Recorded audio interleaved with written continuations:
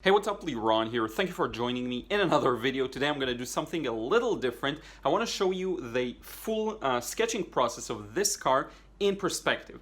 The whole goal here is to show you how to sketch a relatively complex object in perspective, and I'm going to show you some cool tricks of how I measure and how I figure out where to place things to make sense. And then as an afterthought, I also decided to add some light and shadow more seriously to give it some more depth. Okay, so I hope you're going to enjoy this one. Now let's get started.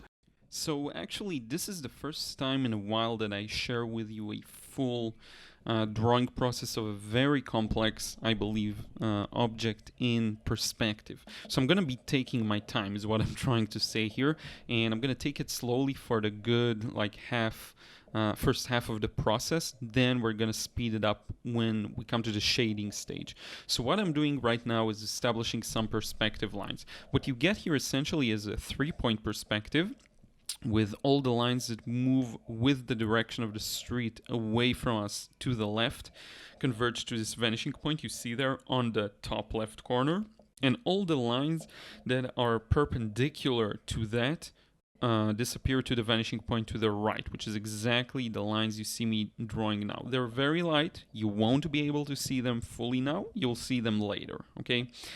So that's the second perspective point. Now the third perspective point is because we're looking at the car slightly from above, what you get is all the lines that are vertical aren't fully vertical, okay? They all skew to a vanishing point right under this line, okay? If you continue the line I'm just now drawing, as well as this line, as well as this line right now to the right, they all merge to a vanishing point somewhere below. That's what happens when you look at things from above. When you look at a building from below, you get the opposite effect where you're looking at it and everything converges to a vanishing point above the building. This is why the building seems to be smaller the farther it gets away from us. This is the same idea as here. The sides of the car get smaller the farther they go away from us. That's the idea of perspective. Now notice what I did. I created a box. This box contains the car within it. By first creating this kind of a box, it can really help you figure out where to place everything within that box, okay? It's a common method also for drawing people. You'd sometimes, if you want to draw a person in a very extreme angle, something that I'm definitely not there yet, you first draw a box in space and then you know where to trap the person, quote unquote, okay? Now, based on this box, you can see me starting to draw the back plane of the car. So what we see is the back plane, which is to our right, the left plane, which is to our left, and the top plane, just a little bit of that. What I like to do is work first on one plane at a time and fully build it up. And I'm starting again from large to small. First, the main structure of the car, and only then the final details. So right now, I don't really care about the tail lights. I don't care about a license plate. I don't care about any of that. All I want to do is get the larger planes, okay? So I'm starting to sculpt them. It's the actual shape of the car. You see I made a mistake. I'm bringing that line a little closer and erasing, okay? So I'm essentially trapping the car within that box. Now, it takes time to understand what line follows which perspective, but with time you'll get it. You see these lines for the lower side of the windows and the lower side of the car. All of these lines go towards the left vanishing point, as opposed to, for example, this line that I do right now goes to the right vanishing point because it's perpendicular to the street, okay? Anything that's parallel to the sidewalk that moves away from us towards the left is going to lean to the left vanishing point. And everything that's perpendicular to that will lean to a right vanishing point, okay? Now, it's not fully perpendicular because the car is at a bit of an angle. It doesn't matter. It just moves the vanishing point slightly to the left. That's all that happens. So now I'm starting to sculpt the actual structure of the car. Now look at this. I draw a line in perspective to show where the tire is going to be before I put the round shape. Round shapes in perspective are the hardest thing to get, okay, because it's a combination of a feeling and an instinct and an understanding. So what you first do is you trap the circle inside a square. So essentially I created a square. For the right side of the hole meant for the tire and for the left side. You see, I'm doing the kind of the same thing here. Then I realize it's too tall. So look at it. I'm using that line to gauge where the top line for that tire should be. And then I'm erasing the one that was wrong. Okay, all of these small tricks are really important to place things in correctly. I don't go straight in and hope for the best. I'm actually measuring these stuff, okay? And then within that, I'm putting in the tire as best as I can to follow the oval shape that I see. I actually got it not perfectly. It should lean a little more diagonally to the left, okay? It should definitely not be leaning perfectly vertically like I got it, but that's fine. So it's not bad. It just looks like it's a little crooked. That's fine. Now I'm connecting it. Well, later I will connect it to the shadow underneath it, which is the more painterly side of things. The values are going to come later. What I'm trying to do now is realize, what do I want to work on next? What big shape can I indicate next? So I did like the design of the car, which is why I'm actually going to establish that curvature around the tires. Okay, notice it's a rounded surface in many ways. It's rounded from the tire and upwards, and it's also rounded sideways.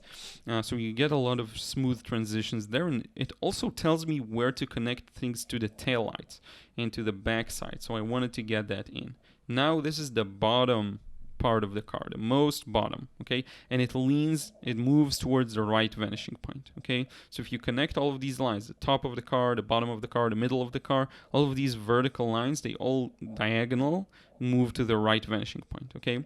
Now, I just threw in a couple of vertical lines to figure out where some sections are, where the center of the car is, where the center of the window is, and then I'm using a curved line to express the approximate placement of the window. Now, you'll notice that the windows to the side. Now, the windows to the side, they're approximately the same height of where the windshield connects with the engine cover. So that's from where I'm going to pull out the bottom lines for the windows. And this line also conforms to the left vanishing point. You see? It all connects. These are all sets of parallel lines. Now, why are there so many parallel lines? Well, because this is human-made. It's a car.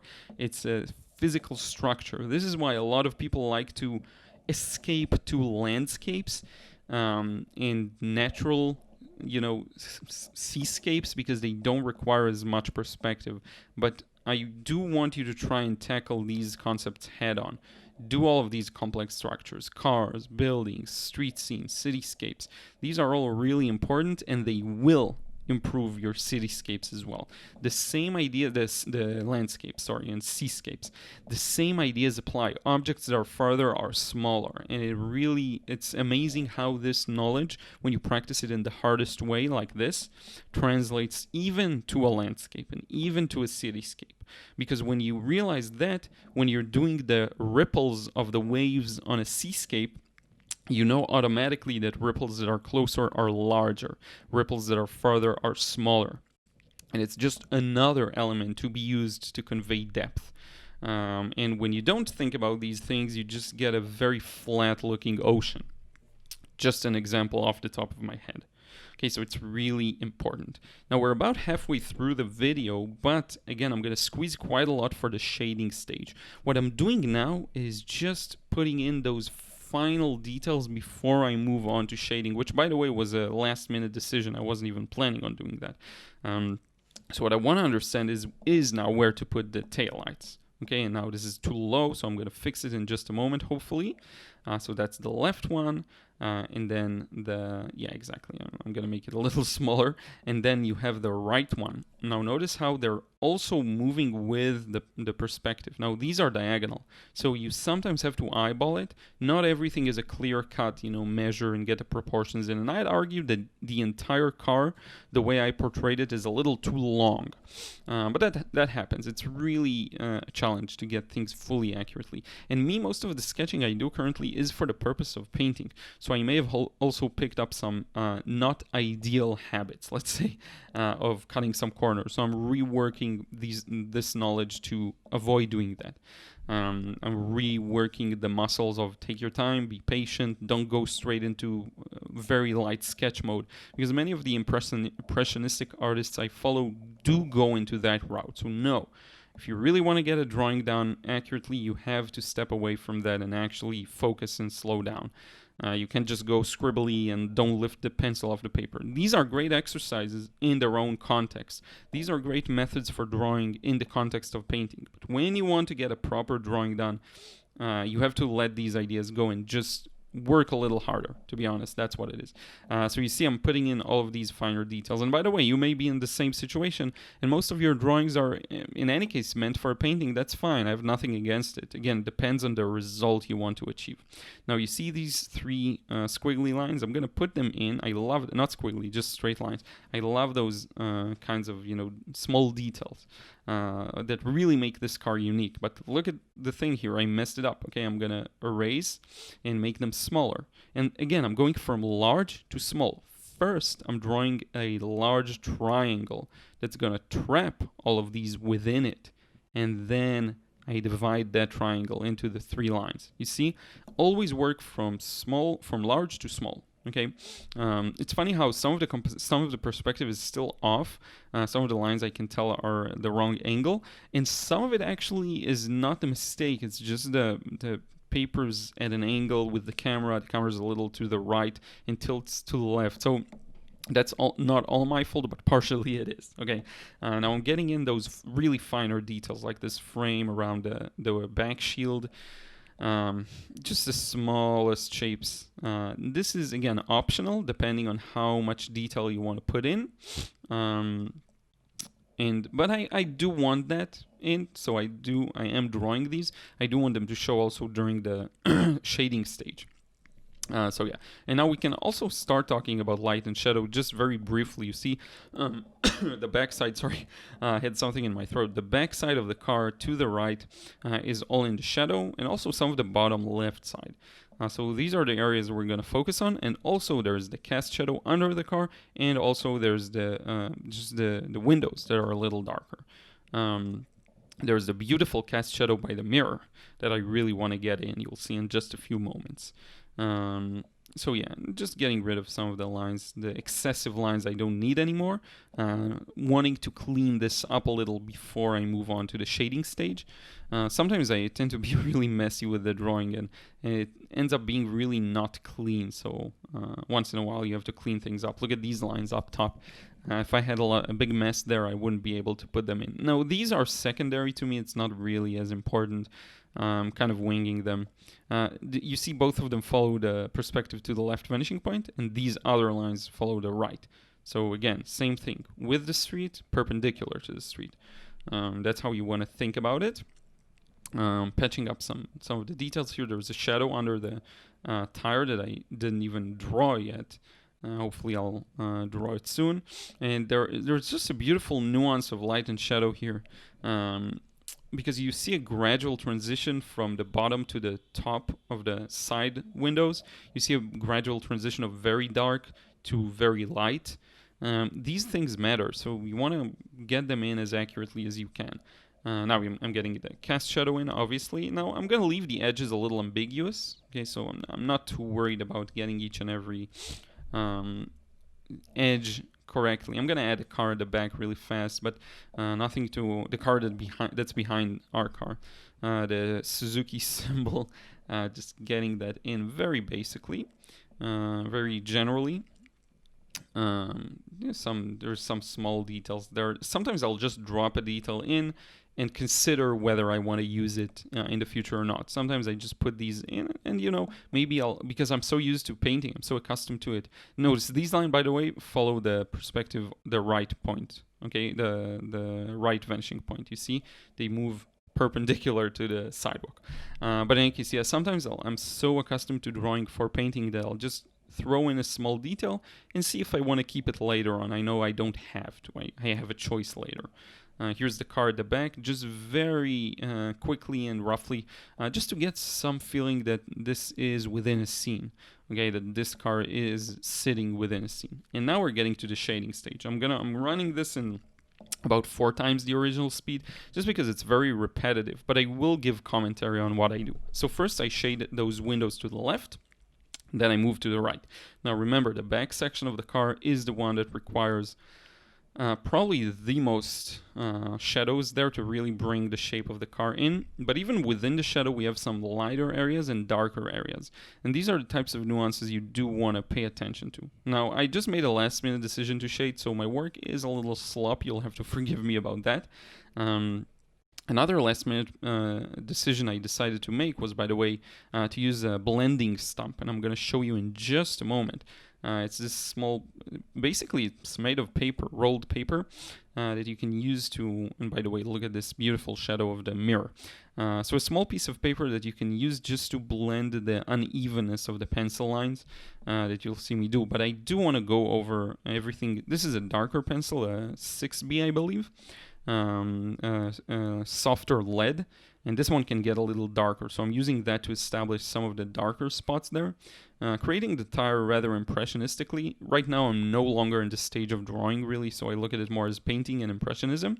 That's just a decision I made, because in any case the car is almost done.